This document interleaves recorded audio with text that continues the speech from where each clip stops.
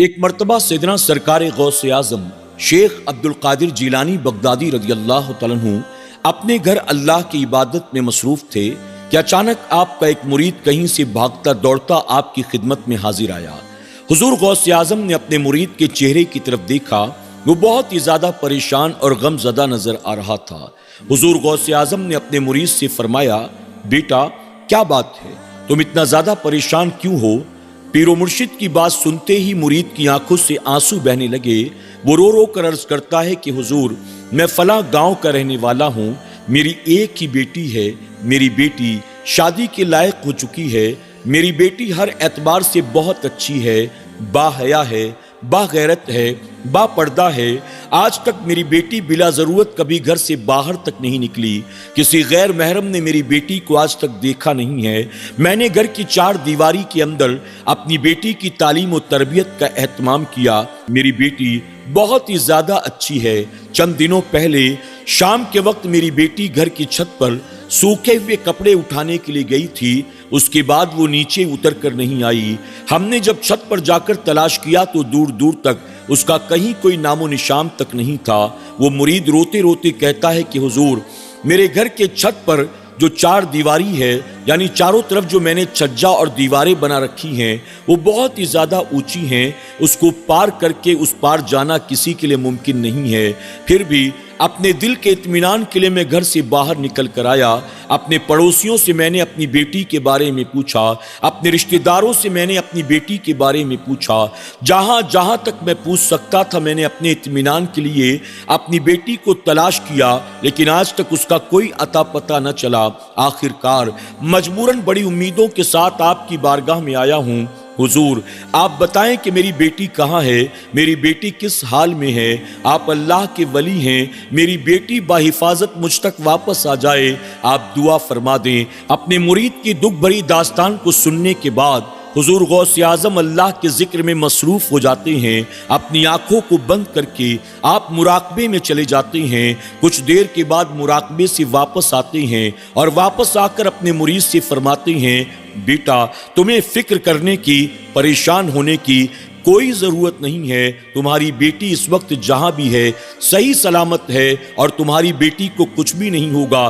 تمہاری بیٹی صحیح سلامت تمہارے پاس بعزت واپس آ جائے گی، لیکن تمہیں ایک کام کرنا ہوگا۔ مرید کہتا ہے، حضور بتائیں کہ مجھے کیا کرنا ہے، اپنی بیٹی کے لیے میں کچھ بھی کرنے کو تیار ہوں۔ اس پر سیدنا سرکار غوث اعظم فرماتے ہیں، تم قرن کے جنگل کے بارے میں تو جانتے ہو؟ مرید کہتا ہے، جی حضور میں نے اس جنگل کا نام سن رکھا ہے، کبھی جانے کا اتفاق تو نہیں ہوا، ہاں البتہ لوگوں سے میں نے سنا ہے کہ اس جنگل میں لوگ دن کے اجالے میں جاتے ہوئے بھی ڈرتے ہیں۔ آپ بتائیں کہ مجھے کیا کرنا ہوگا؟ حضور غوث اعظم فرماتے ہیں، کل نماز فجر ادا کرنے کے بعد تم قرن کے جنگل کی طرف چلے جانا۔ اندر جانے کے بعد تمہیں ایک قلعہ نظر آئے گا، اس قلعے کو چھوڑ دینا۔ کچھ دور اور آگے چلے جانا، تمہیں دوسرا قلعہ نظر آئے گا، اس قلعے کو بھی چھوڑ دینا۔ اس کے بعد تمہیں تیسرا قلعہ نظر آئے گا۔ جب تیسرا قلعہ مل جائے تو تیسرے قلعے کی چھت کے اوپر چلے جانا۔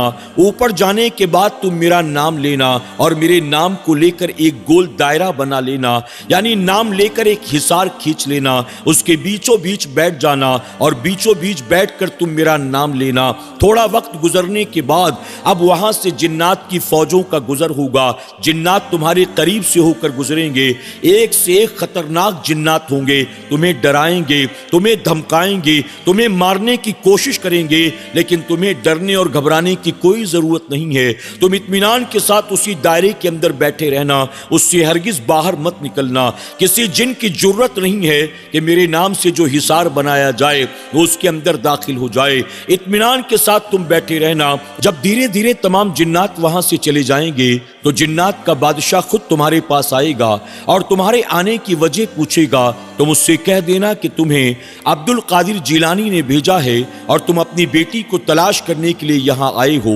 جنات کا بادشاہ خود تمہاری بیٹی کو تلاش کر کے تمہارے حوالے کر دے گا۔ تمہاری بیٹی صحیح سلامت ہوگی، बाइज्जत होगी, उस पर आंच भी नहीं आएगी। जब मुरीद ने ये सुना, मुतमईन हो गया।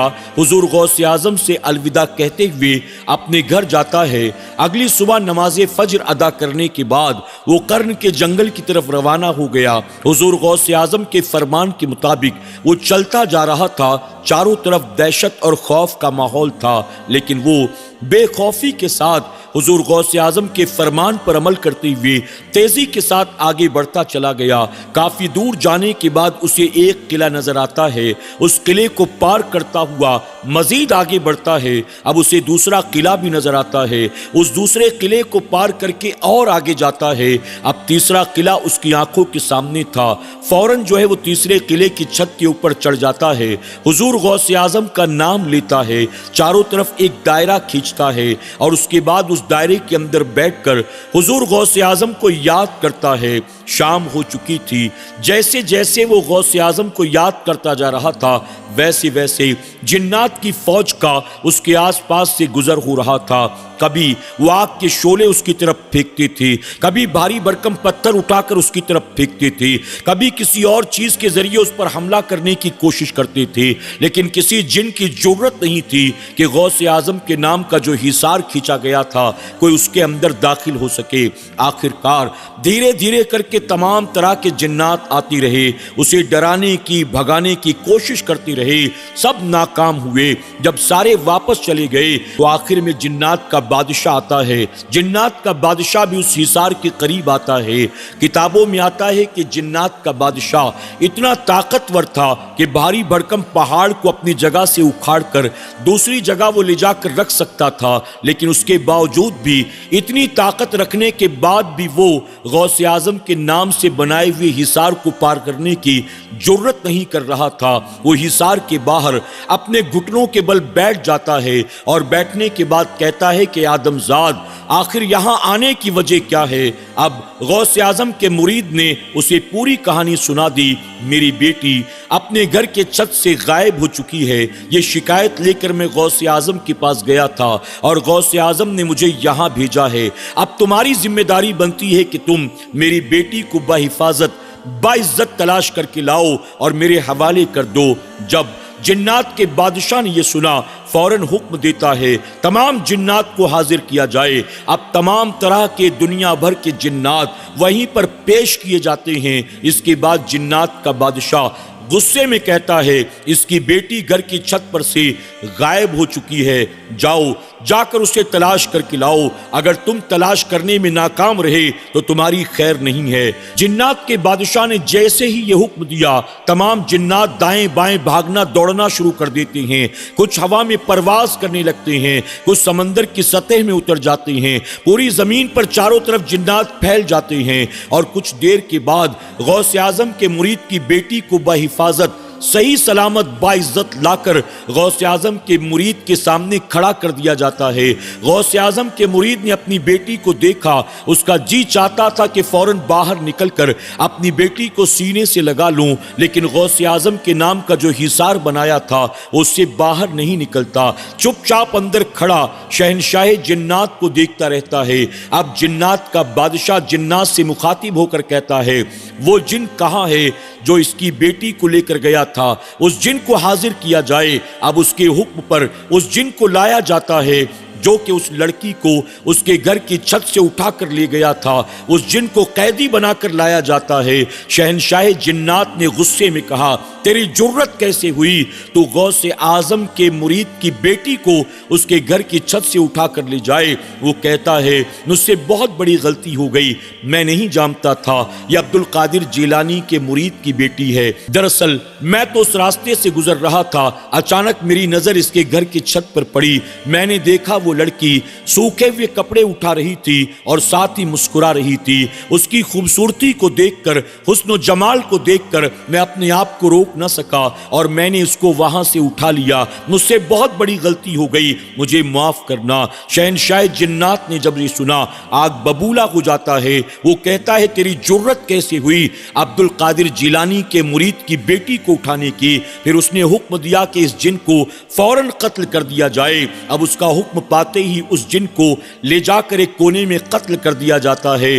پھر غوث اعظم کے مرید کے حوالے اس کی بیٹی کو کیا جاتا ہے، پھر شہنشاہ جنات کہتا ہے عبد القادر جیلانی کو میرا سلام کہنا اور ساتھ ہی کہنا اس جن نے جو غلطی کی ہے اس غلطی کے لیے میں ان سے معافی مانگتا ہوں، آئندہ ہم ایسی کوئی حرکت نہیں کریں گے۔ جب غوث اعظم کے مرید نے یہ سنا اسے بڑا تعجب ہوا، وہ شہنشاہ جنات سے کہتا ہے کہ عبد القادر جیلانی کو آپ لوگ بھی مانتے ہیں، آپ ان کی عظمت کو جانتے ہیں تو جانتے ہیں شہنشاہ جنات نے کیا کہا؟ شہنشاہ جنات نے کہا جیسے وہ تمام اولیاء کے سردار ہیں ویسے ہی وہ ہمارے بھی شیخ ہیں، ہمارے بھی بزرگ ہیں، جیسے انسان ان کا احترام کرتے ہیں ویسے ہی ہم بھی ان کا احترام کرتے ہیں، ان کے حکم کو مانتے ہیں، ہم ان کی خدمت کیا کرتے ہیں۔ اللہ اکبر۔ جب مرید نے یہ سنا تو حیران رہ جاتا ہے، وہ شہنشاہ جنات کا شکریہ ادا کرتا ہے اور اپنی بیٹی کو بحفاظت صحیح سلامت لے کر اپنے گھر واپس آتا ہے اور غوث اعظم کی خدمت میں حاضر ہو کر تمام واقعہ بیان کر دیتا ہے۔ سبحان اللہ۔ ناظرین اکرام، اللہ تبارک تعالیٰ نے سروئے زمین پر ایسے ولیوں کو پیدا کیا ہے کہ جن ولیوں کی اطاعت اور فرمانبرداری الحمدللہ صرف انسان نہیں بلکہ جنات بھی کیا کرتے ہیں۔ جس طرح سے اللہ تبارک تعالیٰ نے کئی جنات کو وقتاً فوقتاً اپنے محبوب صلی اللہ علیہ وسلم کی خدمت میں بھیجا، وہ توبہ کرتی تھی، کلمہ پڑھتی تھی، اسلام قبول کرتی تھی، اسی طرح سے ایسے کئی اولیاء اکرام گزرے ہیں جن کے مریدوں میں صرف انسان نہیں بلکہ جنات بھی تھے۔ اللہ تبارک تعالیٰ ہمیں اور آپ کو اولیاء صوفیہ کی عظمت کو تسلیم کرنے، ان سے محبت کرنے، ان کے نقش قدم پر چلنے کی توفیق عطا فرمائے، اور اللہ میدان قیامت میں ہمیں اور آپ کو اپنے انہی محبوبین کے قدموں میں جگہ عطا فرمائے۔ آمین یا رب العالمین۔